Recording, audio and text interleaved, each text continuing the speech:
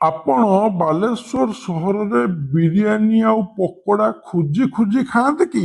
ଟିକିଏ ରୁହନ୍ତୁ, ଖୋଜିବା ପୂର୍ବରୁ ଏ ଦୃଶ୍ୟ ଟିକେ ଦେଖିଦେଇ ଯାଆନ୍ତୁ, ନହେଲେ ଆପଣଙ୍କୁ ବି ହେଇପାରେ ଡାଇରିଆ।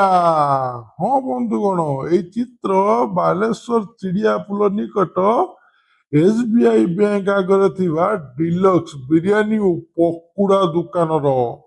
ହୁଏତ ଏଇଠି ଆପଣ କେବେ ରାଇସ୍ ପକୋଡା ଖାଇଥିବେ, ହେଲେ ଏଇଠି ଦିଆଯାଉଥିବା ବାସି ଖାଦ୍ୟକୁ ବି ଦେଖିବା ଆପଣଙ୍କର ଜରୁରୀ।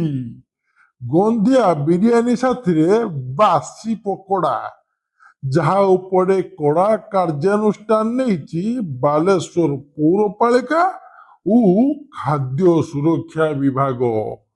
ଅଚାନକ ଏହି ହୋଟେଲରେ ଚଢଉ କରି ବାସି ଖାଦ୍ୟ ସବୁ ନଷ୍ଟ କରାଯାଉଛି ଏବଂ ହୋଟେଲଟିକୁ ସିଲ୍ କରାଯାଇଛି।